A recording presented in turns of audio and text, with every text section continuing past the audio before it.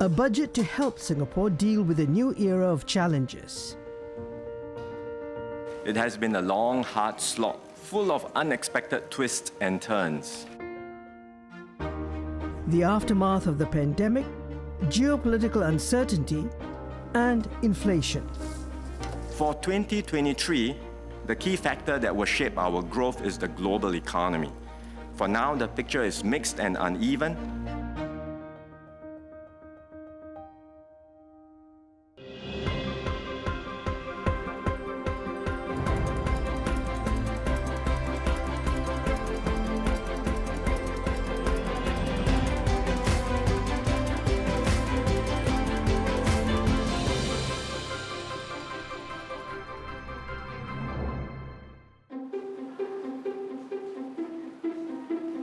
Tabitha Abraham is expecting her second child any day now.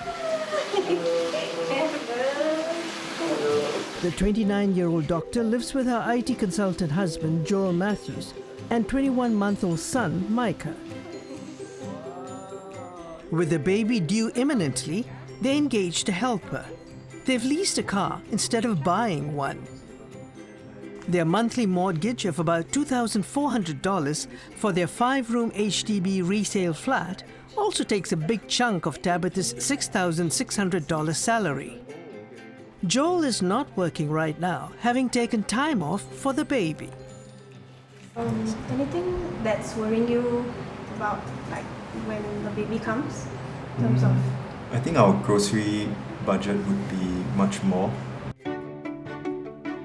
The increase in the baby bonus cash gift in Budget 2023 is timely. Tabitha will get an extra $3,000 for a total of $11,000 over 18 months. Okay, I think for us, it's very relevant with our second one on the way. We're very grateful for this additional money.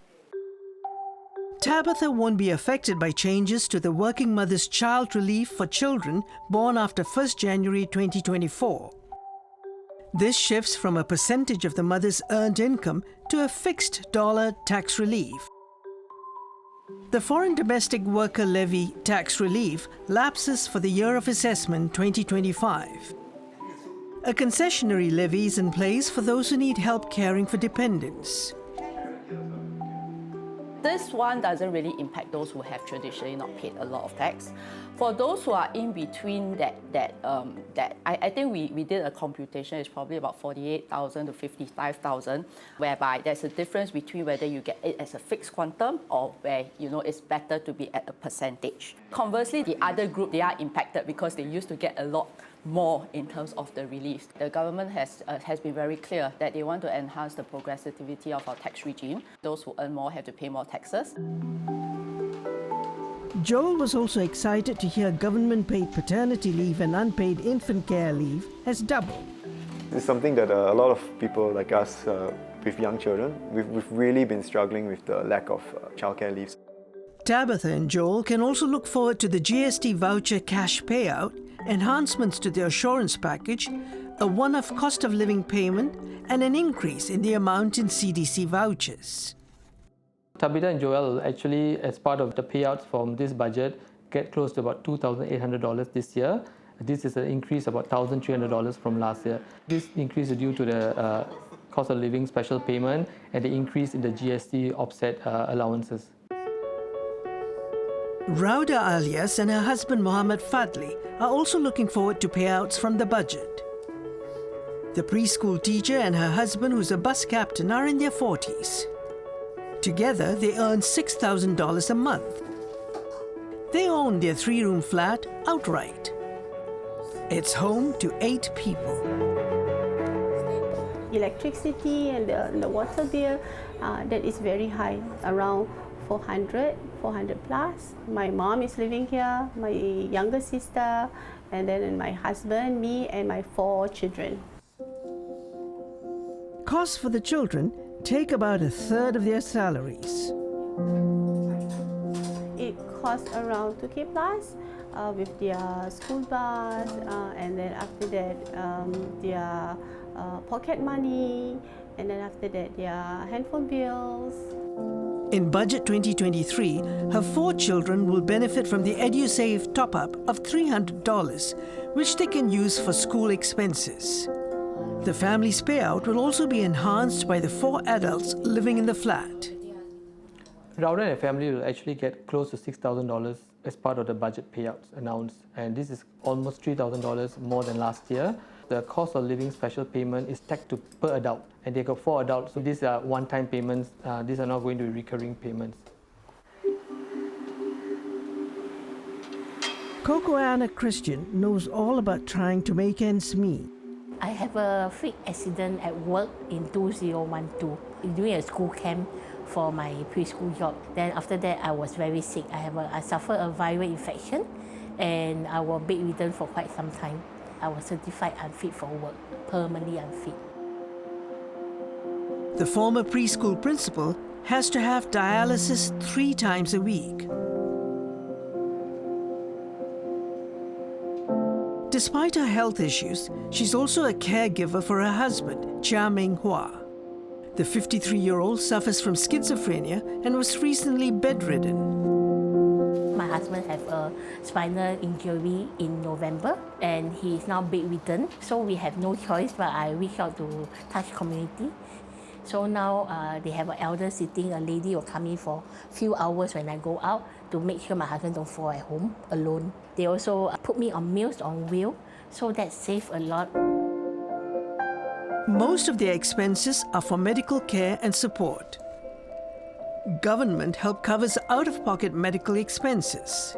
The hospital helps with the dialysis costs, not covered by MediShield, and the transport.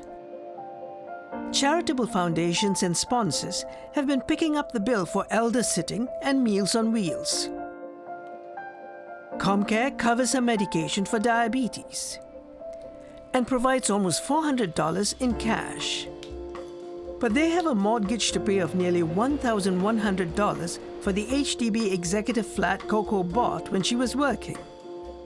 I did try to downgrade, but every time it was unsuccessful. For income, she rents out 2 rooms for $1,600. Under Budget 2023, her caregiver grant will double, as will her total payout. Coco will be entitled to a payout of close to $4,000, which is an increase of close to $1,800 compared to last year. Because she's also a caregiver, the caregiver grant is going to be increased from $200 to $400 in this quarter. Even with caregiving duties and poor health, Coco is anxious to return to work. So maybe whether they can come up with more flexible job for caregiver who have to be stuck at home. Baby rest first, huh?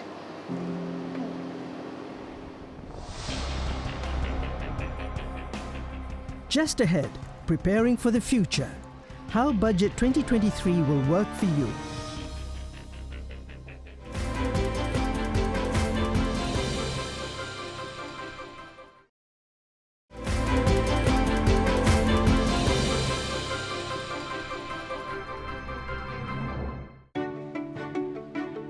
This hand robot was created to paint and polish furniture.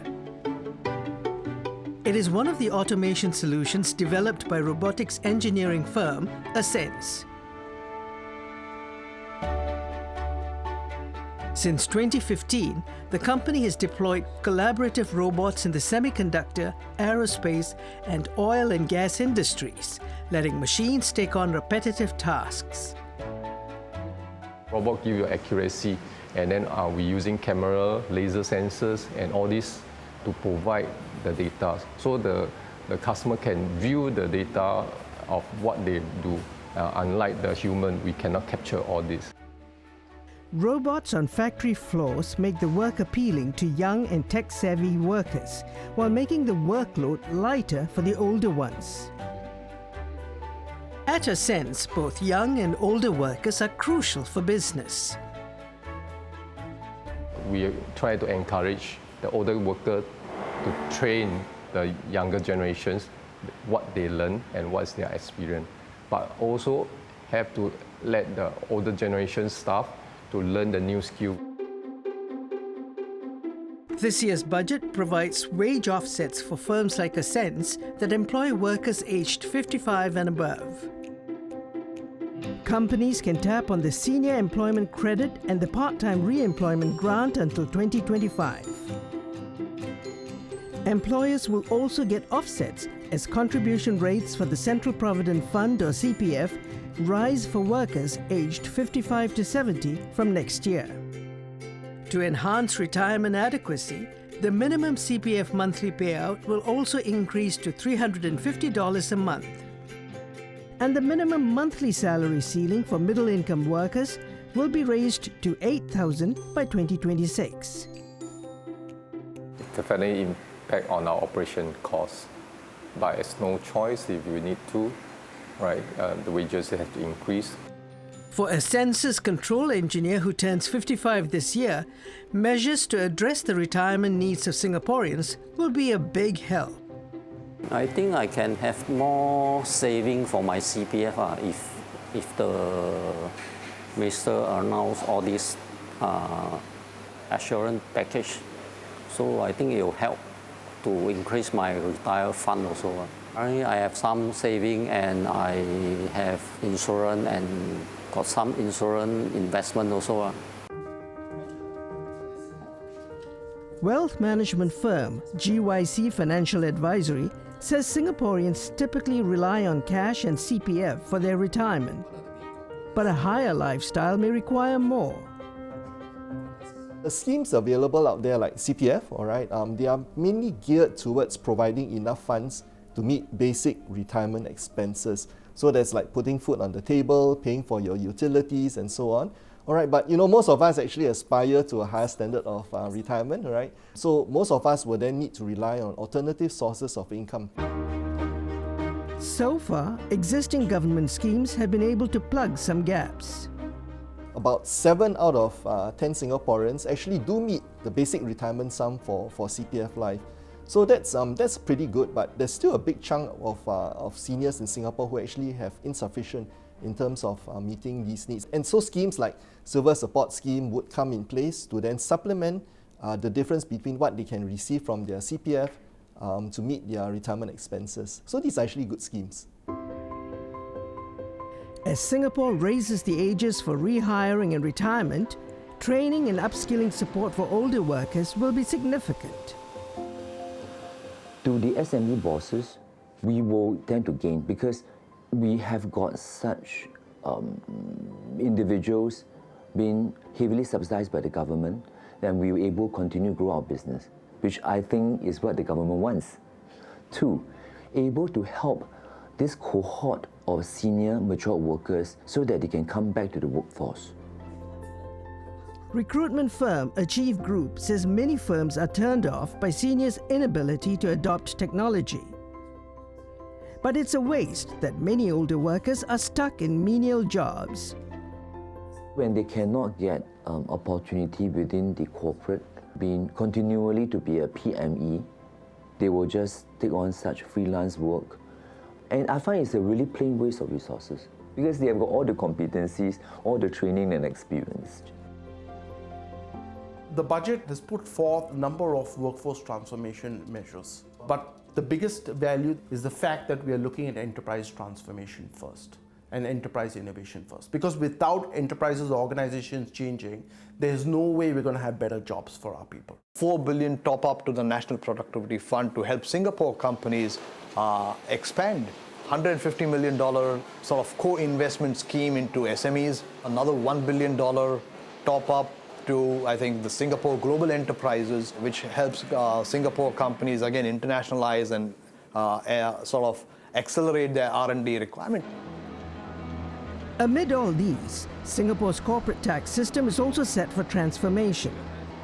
A minimum global tax rate of 15% will apply to large multinational enterprise, or M&E groups, here by 2025. I don't see any significant impact to Singapore and Singapore economy. You're not going to see companies moving out of Singapore immediately and overnight because there's a top-up tax that has been introduced. While M&Es may re-evaluate their Singapore presence when the tax changes apply, many will likely lean towards the factors that make the city-state attractive. They come into Singapore because of great political stability, great financial markets, great talent pool, English-speaking talent pool, infrastructure, all of the access to regional markets, connectivity to the region. If I get a tax incentive, super. It's, as I said, it's the icing on the cake. Just ahead, a closer look at how small businesses are using financing options. This is the biggest needle mover for us. And if you're thinking of a career upgrade, you'll want to hear more from this team.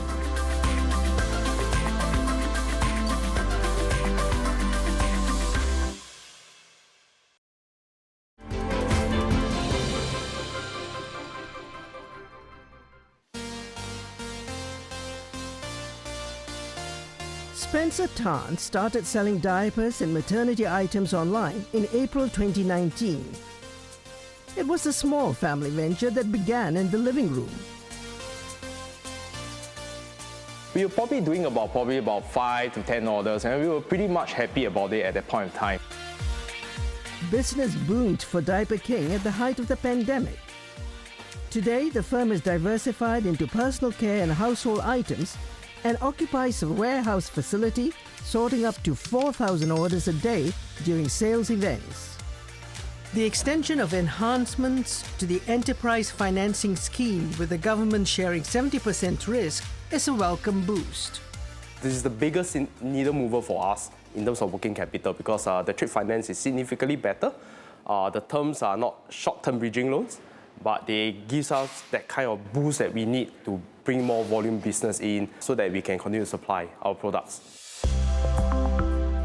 Diaper King is already tapping on the government-backed financing scheme for imports. Up to 10,000 boxes of diapers per month, worth as much as 350,000 Singapore dollars. From the family's initial capital outlay of $10,000 to $30,000, the e-commerce firm has since access to loans from UOB, Maybank, and DBS. Business consultancy firm Linkflow Capital, which helps Diaper King tap into government financing schemes, says funding demand has been rising as the economy opens up. Most of the SMEs that are seeking financing are from the domestic-facing sectors, mainly to fuel their expansion plans as well as to plug in working capital gaps. But borrowing costs have also risen, and any support for small businesses to access funding is a relief. It is absolutely critical for SMEs to access financing when they need it the most. For obvious reasons, SMEs are not as well capitalized as big corporates. Their balance sheet are not as strong. So they do not have sufficient cash reserve, to tide them through such inflationary periods where all manners of costs are rising. For Diaper King, the next stage of growth is the adoption of a warehouse management system that will integrate inventory across various platforms. The move will also mean leveling up staff skills.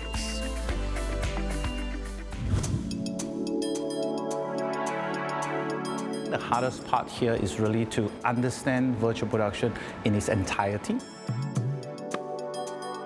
Nicholas Tan took a leap of faith in late 2020 at the height of the pandemic. At the age of 40, the freelance marketing consultant became head of an extended reality studio.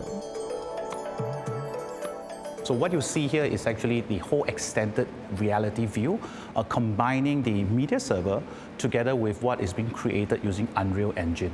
This is just one small portion of the skill set that I need to understand. With marketing and advertising under his belt, Nicholas had to get up to speed on his company's new business. Ox Media had pivoted from live events to virtual production when the pandemic put a stop to large gatherings. They began creating virtual meeting spaces and virtual events with a little extra. My favorite part of my new business is using technology to create content in the new way of storytelling that was otherwise not possible itself. I think when we shifted our capabilities, we were actually looking at how viable the solution will be for our business, and we had to think of a solution that could actually allow us to continue doing events production, but in a different way. A different way meant different skills.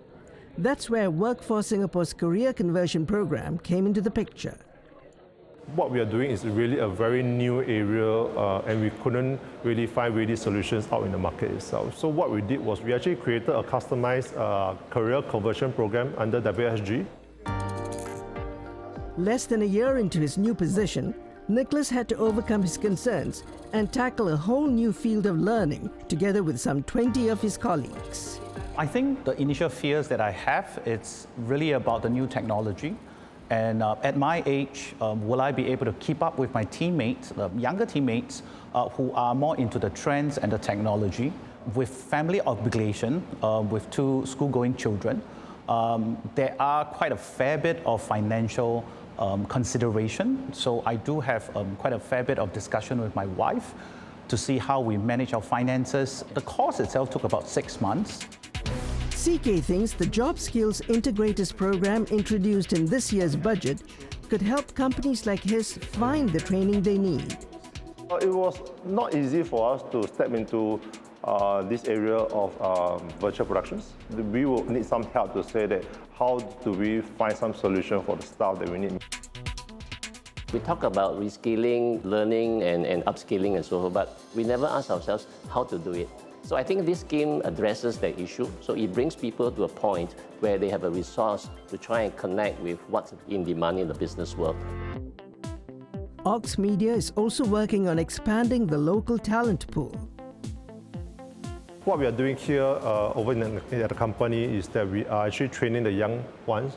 We actually have MOUs with Singapore Poly, Ngee Poly, Republic Poly, to train them in the next frontier for virtual productions itself. Such strategies could be supported by the Enterprise Innovation Scheme in Budget 2023. Businesses will get larger tax deductions for activities that contribute to innovation. So this scheme, I think, perfectly fits into what we have already been working with them for the last 1 year. And I think this is something really encouraging for local SME to say that we are on the right track. All in, the government is to spend about $104 billion to grow the economy while helping families and vulnerable citizens. So this budget is about building our capabilities and seizing opportunities in a new era of global development.